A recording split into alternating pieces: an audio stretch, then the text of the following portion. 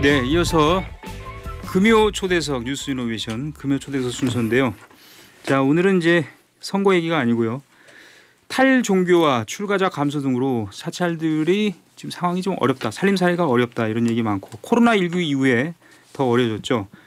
그래서 오늘은 사찰의 경쟁력을 끌어올릴 수 있는 전문 컨설팅을 하는 곳이 있습니다.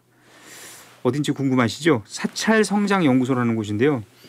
이 조계종 총무에서 일도 하셨던 분인데 젊은 분입니다. 이경택 사찰성장연구소 대표를 만나보도록 하겠습니다. 대표님 안녕하세요. 안녕하십니까. 예. 상당히 젊어 보이시는데 혹시 20대십니까? 아닙니다. 아직 30대입니다. 만으로 하신 거죠 지금? 예. 네, 어쨌든 만으로 30대. 자, 사찰성장연구소를 만드셔가지고 대표를 하고 계시잖아요 지금, 그죠? 예. 이름만 보면 알 것 같아요. 이름 그대로 사찰의 성장을 돕는 곳이 아닌가 싶은데, 근데 이런 연구소를 어떻게 시작하게 된 겁니까? 네, 제가 우선 조계종 총무원에서 근무하던 때부터 이제 사찰 운영에 관심이 조금 많았습니다. 사찰은 부처님과 일반 대중이 만나는 곳이라는 점에서 저에게 좀 특별히 다가왔고, 그래서 어떻게 하면 사찰들에 직접적으로 도움이 될 수 있을까 고민하면서 뭐 경영 공부도 하고 대학원도 다니고 자연스레 이제 연구소를 시작하게 된 것 같습니다. 조계종 총무원의 재무bek이셨군요. 아무래도 그러니까 이제 재무 상황에 대해서 관심이 많았고. 예. 그런데 지금 저도 전문가는 아닙니다만 많은 분들이 다 이렇게 얘기하니까 좀 그렇게 생각해요. 마이크 이제 가운데 좀 이렇게 놔주시고 사찰들이 아무래도 뭐 지금 뭐 사찰만의 문제가 아니에요. 지금 회사도 다 어려우니까 재정 문제라든지 전체적인 상황이 안 좋다. 그래 또 이렇게 해요. 아주 큰 절들은 또 괜찮다. 이렇게 봐야 됩니까? 뭐 어떻게 보세요? 진단을 해보시면. 우선은 사찰이 그 사찰의 위치나 그 지역 사찰의 내부 상황이나 뭐 그런 거에 따라 다르지만은 큰 추세적으로 뭐 탈종교화나 인구 문제, 경제 문제 등으로 상황이 조금 안 좋아지고 있는 것은 사실입니다. 그렇죠. 예. 말사나 작은 사찰들이 계속 이렇게 힘들어지면 뭐 교구 본사나 큰 절들도 조금씩 힘들어지기 때문인데요. 연관이 없다고 할 수는 없겠습니다. 그런데 이제 탈종교화 같은 이런 문제들을 다시 생각해 보면 과거와 비교해서 이제 요즘 사람들은 할 수 있는 것들이 좀 많아진 것 같습니다. 종교 말고도 취미나 개개인의 선택 영역이 넓어졌고 이제 시간 할애하는 방법이 달라졌다고 할 수 있겠습니다. 어쩌면은 이런 시대적 흐름이 자연스러운 일인지도 모르겠습니다만 그렇죠. 사찰들도 이제 그것에 걸맞게 조금씩 이제 변화하고 있고 앞으로도 이제 변화해 가야 하지 않나 그렇게 생각합니다. 그러니까 사찰도 하나의 무슨 어떤 회사 같은 개념으로도 여긴다는 얘기군요.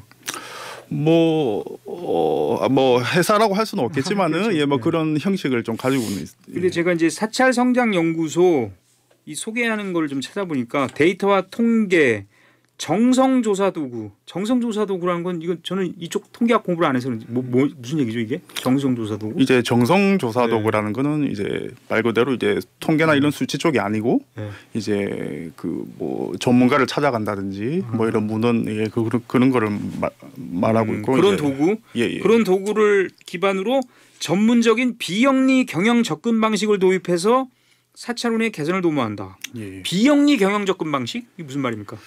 네, 뭐 종종 오해하시는 분들도 계실 텐데 요 사찰 경영에서의 경영은 비영리 경영을 의미한다고 할 수 있습니다. 왜요? 왜요라 하면 좀 안 됩니까? 제가 설명을 드리겠습니다. 뭐 그렇다고 일반 영리 경영과 전혀 별개의 것이라고 할 수는 없지만 조금 차이가 있습니다. 뭐 예를 들어서 일반적인 기업 경영의 목적은 이윤 창출에 이렇게 집중되어 있는 반면에 비영리 경영은 조직 운영, 유지 뭐 이 정도를 위한 이윤과 해당 조직의 뭐 포교, 전법 같은 이런 사명을 달성하는데 그 목적이 있습니다. 비영리 경영은 경영 분석이나 경영 과정에서 이윤 창출만을 보는 것이 아니라 포교나 전법 진행 정도와 같이 조직의 사명 달성을 함께 고려하는 경영 접근 방식이라고 알겠습니다. 할 수 있습니다. 지금 말씀을 들어보니까 이런 궁금증이 또 생겨요. 지금 그러니까 사찰의 성장을 위한 컨설팅을 한다는 거잖아요. 컨설팅. 근데 컨설팅을 꼭 해야 하는 이유가 있습니까? 돈을 들여서? 아니, 돈을 들인다는 표현은 좀 그렇습니다만. 뭐 돈이 들기도 네. 하죠. 예. 네. 근데 요즘 가족 간에 서로 문답을 작성해서 상대방을 이렇게 이해해보는 가족 모의고사라는 것이 있습니다. 네. 그리고 결혼을 준비하는 남녀 간에도 결혼고사라는 문답지가 이렇게 유행을 했었는데요. 이건 오랜 세월을 함께한 가족 간에도 서로 다 알 거라고 생각을 하지만 사실 잘 모르는 부분이 있는 것이고, 맞아요. 그래서 문답지를 통해서 서로를 더욱 이해하고 화목을 도모하기 위해서 이제 이런 걸 하게 되는 거거든요. 근데 마찬가지로 사찰 성장 컨설팅도 사찰이 신도와 대중 그리고 경영 환경을 상대로 문답을 통해서 정보를 얻는데 그 의의가 있다고 할 수 있습니다. 이런 사찰 성장 컨설팅 정보에 기반해서 스님들의 사찰 경영 판단을 돕는 것이 컨설팅의 가장 중요한 필요성이 되지 맞습니다. 않나. 예. 그러면 컨설팅을 할 때 진단하는 그 분야가 이런 게 있을 것 같아요. 예를 들어서 그 해당 사찰의 그 사찰이 이제 이런 경우 있죠. 불사를 많이 하는 사찰이 있고, 그러니까 불사 현황 지금까지 어떻게 해왔고 앞으로 남은 불사가 뭐가 있고 뭐 계획이 뭔지, 그다음에 기관 운영이라는 거는 뭐 불교 대학도 있고 여러 가지 뭐 있지 않습니까? 뭐 아카데미도 있고 뭐 이제 그다음에 포교 역량이라는 건 뭔지 모르겠습니다만 정확히 구체적으로 그런 걸 진단한다는 얘기죠. 예, 맞습니다. 뭐 우선은 이렇게 네 부분으로 분류를 해 놓았는데. 근데 이 경영이라는 게 이제 어느 한 부분만 돌보는 일이 아니고 이제 복합적으로 살펴봐야 하기 때문에 이렇게 실무적으로는 스님들께서 의뢰하신 상황에 맞게 그때 적용하는 편입니다. 예. 아, 상황에 맞게. 네. 근데 이제 불사에 대해 진단하고 컨설팅할 때 또 이거 세부적으로 들어가 보니까 이런 게 있어요. 사찰 부지, 그러니까 사찰의 이제 땅이라든지 부동산을 어떻게 활용하는지, 그리고 인수합병이나 매각 등이 이제 진단 분야라고 되어 있는데 예. 인수합병이나 매각 등도 굉장히 중요한 부분입니까? 사찰의 어떤 미래 발전을 위해서? 예, 맞습니다. 그리고 건립이나 부동산 관련 불사는 이 사찰이 지원을 받게 되는 과정이 어렵고 또 기본적인 투자 규모도 커서 그만큼 리스크가 있는 사업입니다. 그리고 사업 결과는 당연히 해당 사찰에서 많은 영향을 받게 되고요. 한 가지 이렇게 안타까운 부분은 이런 큰 사업 프로젝트를 진행하시면서 대부분 사찰이 이 불사를 통해서 최종적으로 이용할 신도나 대중의 이런 기본적인 수요나 선호도를 고려치 않고 이제 사업을 진행한다는 점인데요. 규모가 큰 사업인 만큼 이제 돌다리도 이렇게 두드리며 사업을 진행하시는 게 안정적이라고 생각합니다. 예. 지금 이렇게 얘기하는 것들이 다 어떤 하나의 경영 이론 속에 다 있는 내용들인 것 같아요. 그렇죠. 그렇다고 보습니다.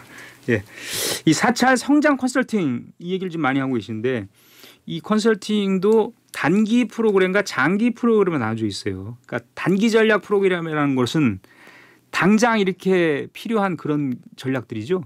그런 거죠? 예, 맞습니다. 1년이야. 어떤 게 있습니까, 그런 게? 컨설팅 여기 단기 프로그램으로는 포교 전략, 포교 프로그램 개발, 사찰 마케팅, 그리고 사찰 캠페인, PR 공중관계 관리 뭐 이런 것이 있는데요.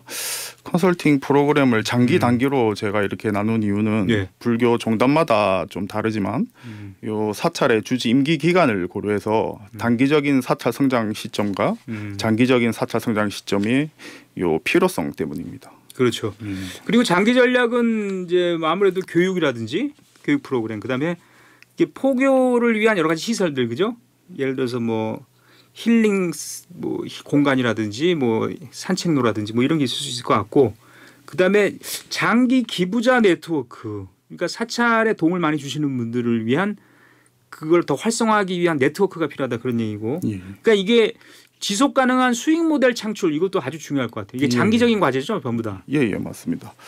뭐 사찰 리더나 종본 교육, 시설 개발, 네트워크 구축, 뭐 수익 모델 창출 이런 이제 프로그램들은 단기적으로도 이제 진행을 할 수 있겠지만 요 프로그램을 단계적으로 장기 이렇게 진행하였을 때 효과가 더 큰 프로그램들입니다. 주로 사찰의 안정성을 추구하고 이제 공적인 성격을 가진 사업들이라고 할 수 있겠습니다. 근데 요즘 그 뭐 사찰을 보면 뭐 우리 대표께서도 좀 많이 피부로 느꼈을 것 같은데 사찰과 스님 대중이 하나가 돼서 이렇게 뭐라 그러죠? 상호 평안을 좀 이뤄야 되는데 이 스님들의 활동이 대중과 조화를 이루지 못하고 있다 이런 비판이 있어요. 무슨 말이냐면 또 어떤 제가자들은 사찰에 가서 스님을 찾지 않는다. 왜냐? 잘 안 계시고 이제 일단은 그 주지 스님들이 출타 중인 경우도 많고 그러니까 스님들을 만나기 위한 문턱이 높다라고 느끼는 분들도 있어요. 뭐 그런 부분도 있고. 예, 맞습니다. 네. 뭐 근데 이렇게 조화를 이루지 못하고 있어요? 꼭 그렇진 않습니다. 아, 예, 꼭 그렇진 않고 이게 시대 흐름에 따라 그 스님들과 대중의 삶의 방식이 각각 변화하고 있고 또 그 사이에서 작은 갈등들은 이렇게 필연적으로 발생할 수밖에 없다고 생각합니다. 예. 오히려 관계에서 적당한 갈등은 서로에게 또 긴장감을 주고 이건 서로에게 서로 발전의 뿌리가 또 되지 않겠습니까? 네. 그래서 적당한 갈등이 이렇게 조화로움을 이루는 게 아닌가? 예, 그렇게 생각합니다. 근데 뭐 제가 뭐 구체적으로 언급하긴 저도 좀 그렇습니다만 어떤 사찰 같은 데 보면은 스님과 신도 등 내부에서의 갈등이 빚어져서 뭐 사찰 운영에 좀 지장이 생기는 경우 이런 것도 있지 않습니까, 사실? 네, 맞습니다. 뭐 조금 전 말씀드렸듯이 이제 적당한 갈등은 오히려 서로에게 도움이 될 수 있지만 갈등으로 서로 극단으로 치닫게 되는 것은 주의가 좀 필요하겠습니다. 그렇죠. 다른 경우들도 있겠지만 대부분 갈등은 서로의 이런 정보 불균형으로 발생을 하게 됩니다. 한 사람은 아는데 다른 한 사람이 모르면 갈등이 이렇게 발생할 수 있겠죠. 이럴 때는 서로의 정보 차이를 줄여 볼 수 있는데요. 뭐 그 형태가 문서든 대화든 서로 정보 차이를 줄여 보면은 예. 생각보다 쉽게 문제가 해결될 수도 있고 뭐 중요한 건 이런 정보 차이를 줄여 보려고 하는 이런 노력이겠습니다. 그렇습니다.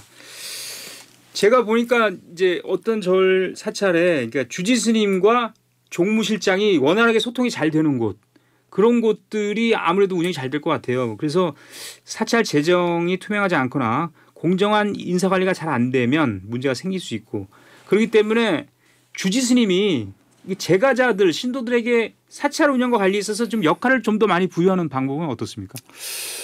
사찰 신도에게 이런 사찰 운영 역할을 주는 것은 뭐 이런 기본적인 재정 회계 문제뿐만 아니라 사찰 운영 전반에 이렇게 영향을 미치는 일이거든요. 네.